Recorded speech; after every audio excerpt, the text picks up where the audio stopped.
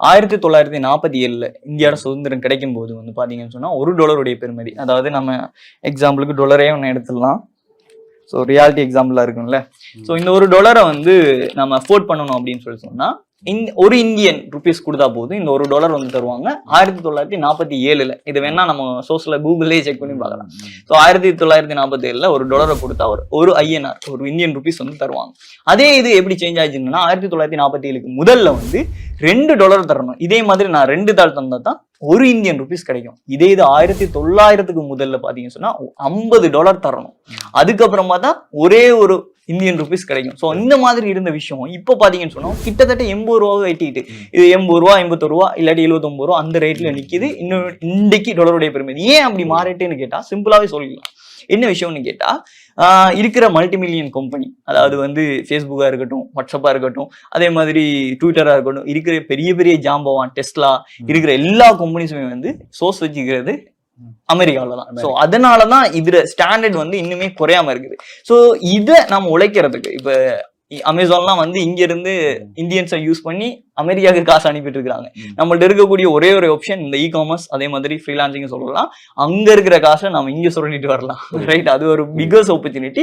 So நமக்கு டாலர்ஸ்லேயே income வரும். அதே மாதிரி நான் சொன்னேன் இல்லையா, நான் இதுக்கும் வந்து போயிருக்கிறேன், கட்டாருக்கும் போயிருக்கிறேன், ஜோர்ஜியா போயிருக்கேன், அந்த மாதிரி இந்தியாவிலையும் இப்போ இருக்கிறேன். ஸோ இந்த டைம்ல எனக்கு காசு தேவைப்பட்டாலுமே நான் ஏன் பண்ண அந்த உலகத்துல இருக்கிற அமௌண்ட்டை எந்த நாட்டுக்கு வேணாலும் எடுக்கலாம். ஏன்னா அது லீகல், ரைட்? இல்லீகலான வழியில நம்ம ட்ரை பண்ணோம் அப்படின்னு சொன்னா நமக்கு மறைமுகமா தான் நான் அந்த விஷயத்த பண்ணணும். லீகலா என்னால ஓப்பனா கூட சொல்ல முடியாது. ஸோ பாருங்க நான் அப்படி ஏன் பண்ணிக்கிறேன் அப்படி சொல்ல முடியாது, அரெஸ்ட் பண்ணிட்டு போயிடுவாங்க.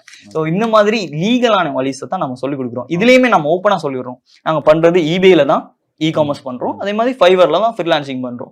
ஸோ அப்போ இவங்களுக்கு ஒரு யோசனை வரலாம், அப்ப இதை வந்து செய்யறதுக்கு அப்ப ஏன் எங்கள்கிட்ட படிச்சா மட்டும்தான் ஃபைவர் கம்பெனி அக்செப்ட் பண்ணும் போல, இல்ல eBayல வந்து அப்டேட் மூலமா படிச்சாதான் அவங்களும் வந்து அக்செப்ட் பண்ணுவாங்க போல அப்படின்லாம் யோசிப்பாங்க. அதுக்கு சான்ஸே இல்லை. என்ன விஷயம் சரியா ஃபுல் அண்ட் ஃபுல்லி ஃப்ரீ தான். அதாவது நீங்க அதுல அக்கௌண்ட் கிரியேட் பண்றதா இருக்கட்டும், எதுக்குமே வந்து நீங்க பேமெண்ட் பண்ண வேண்டிய அவசியமே கிடையாது. அப்போ இன்னொரு விஷயம் தோணும், அப்ப ஏன் உங்கள்கிட்ட கைட்லைன் எடுத்துக்கணும்? நான் சொன்ன மாதிரி தான் கிட்டத்தட்ட எங்களுக்கு 4 இயர்ஸுக்கு எக்ஸ்பீரியன்ஸ் இருக்குது. கிட்டத்தட்ட எக்கச்சக்கமான லெக்சர்ஸ் இருக்கிறாங்க. ஸோ கிட்டத்தட்ட 2 இயர்ஸுக்கு நாங்கள் அந்த விஷயத்த பண்ணிட்டு இருக்கோம். நாங்கள் எக்ஸ்பர்ட்ஸ் இந்த விஷயத்துல. ஸோ நீங்க ஒரு லேர்னிங்கை வந்து சரியா நீங்க எடுத்துட்டு போனா தான் உங்களால ஏர்னிங் வந்து சரியான ப்ராப்பரா வந்து பண்ணிடணும். கிட்டத்தட்ட எங்களுக்கு 4 இயர்ஸுக்கு எக்ஸ்பீரியன்ஸ் இருக்குது. ஸோ அந்த 4 இயர்ஸ் எக்ஸ்பீரியன்ஸ் அவங்களும் எடுத்துக்கொள்ளலாம். இப்போ இன்னைக்கு இருக்கிற அதே நாலேஜ் ஃப்ரீலான்சிங்ல இருக்கக்கூடிய காமர்ஸ்ல இருக்கக்கூடிய அதே நாலேஜ் இவங்களும் எடுத்துக்கொள்ளலாம். ஆனா இதை எடுத்துக்கொள்றதுக்கு 4 வருஷம் ஆகும். ஏன்னா அவங்க பட்டு தேரணும்.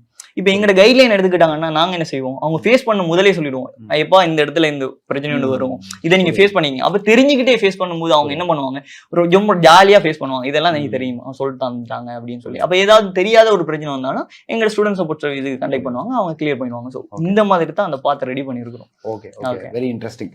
ஸோ இப்போ இதுல வந்து எவ்வளவு சம்பாதிக்கலாம் அப்படின்னு கேட்டா நிறைய அன்லிமிட்டடா சம்பாதிக்கலாம் அப்படின்றதான் ஆன்சர்.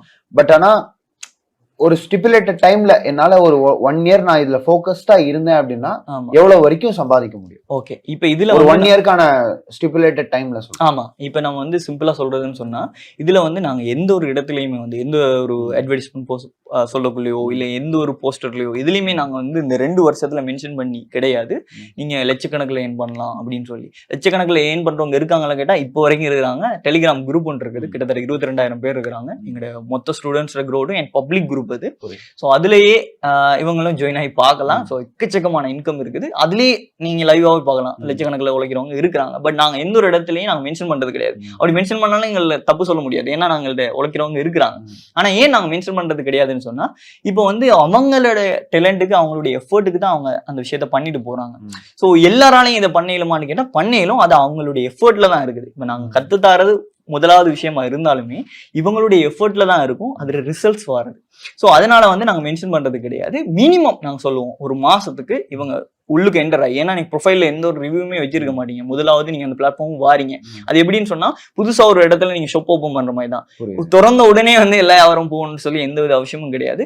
பிகினிங்ல ஸ்டார்ட் ஆகும். ஒரு 2-3 கிளைண்ட்ஸ் வந்து வருவாங்க. அதுக்கப்புறமா உங்களுக்கு ப்ரொஃபைல்ல ரிவ்யூ வரும். அதுக்கப்புறமா ட்ரஸ்ட் பண்ணுவாங்க. அதுக்கப்புறமா லெவல்ஸ் உங்க அந்த பிளாட்ஃபார்மே வந்து உங்களுக்கு ட்ரஸ்டடான ஒரு பெட்ச் ஒன்று கொடுப்பாங்க ஒரு ப்ரொஃபைல்ல. ஸோ அந்த பெட்சும் எனக்கு இருக்குது. ஸோ அந்த மாதிரி பெட்சஸ் வந்ததுக்கு அப்புறமா பையஸுக்கு ட்ரஸ்ட் வந்துடும். அதுக்கப்புறமா அதிகமா உழைக்கலாம். ஸோ பிகினிங்கா நாங்க சொல்றது எங்களோட ஜாயின் ஆகி சரியா 1 மந்த் முடியறது கிடையாது. உங்களால $100 வந்து மினிமம் உழைக்கும். இதுதான் மினிமம் அமௌண்ட். இதுக்கு மேலதிகமா உழைச்சவங்க இருக்காங்க கேட்டா சிங்கிள்ல வந்து $400 எடுத்த ஸ்டூடெண்ட்ஸும் இருக்கிறாங்க.